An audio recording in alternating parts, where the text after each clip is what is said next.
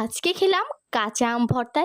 তো তার জন্য আমরা প্রথমে আমগুলোকে একটি বাটিতে নিয়ে এরপর আমরা এটাকে মানে মাথাটা কেটে এরপর আমরাকে ভালোভাবে ছোলাগুলো ছিলিয়ে নেব একদম। আর এরপর ছিলিয়ে নেওয়া হয়ে গেলে এরপর আমরা একদম ঠান্ডা ঠান্ডা সাদা পানিতে একদম এগুলোকে এরপর ধুয়ে নেব ভালোভাবে, যেহেতু আজকে ভর্তা খাবো আম মাখার। আর এখন যেহেতু কাঁচা আম প্রচুর হয়, অ্যাভেলেবেল গাছই হয় সবাদের গাছে, আর আম মাখাটা কিন্তু এখন সবাই কম বেশি খায়, তার জন্য আমরাও খেলাম আজকে। আর এটাকে কিন্তু এখন আমরা একদম ভালোভাবে করে ধুয়ে নেব। এই যে দেখুন কত সুন্দর আমগুলো। আর গরমে যদি আম মাখা খাই তাহলে তো কোনো কথাই নেই। আর দুপুরে তো আরও টেস্ট হয়, দুপুর মানে ভর দুপুরবেলা একদম খেতে মাখিয়ে।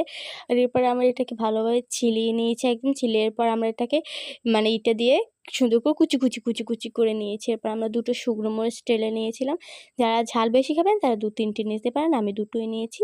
আর এরপর এটাকে ভালোভাবে একদম মেল্ট করে একদম একদম গুঁড়ো গুঁড়ো করে দেবো আমি হাতের সাহায্যে।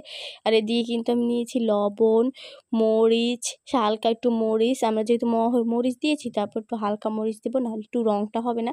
আর এরপর দিয়ে দিচ্ছি একটু সামান্য গুঁড়ো, জিরার গুঁড়ো যেটাকে বলে, এটা দিয়ে একদম ভালোভাবে লাড়াচাড়া করে দিচ্ছি। আর যে দেখছেন কি রোদ উঠেছে কি পরিমাণের। আর এখন যদি আমি আম মাখা খাই মজাই একটা আলাদা। সেই এরপরে দিয়ে দিলাম চিনি একদম 1 পিরিচ, এর না হলে কিন্তু অতিরিক্ত ঝাল হয়ে যাবে। আর খেতে কিন্তু অসাম হচ্ছে, অনেক মজা হয়েছে। তো আজকে এই পর্যন্তই, সবাই ভালো থাকবেন, বাই বাই।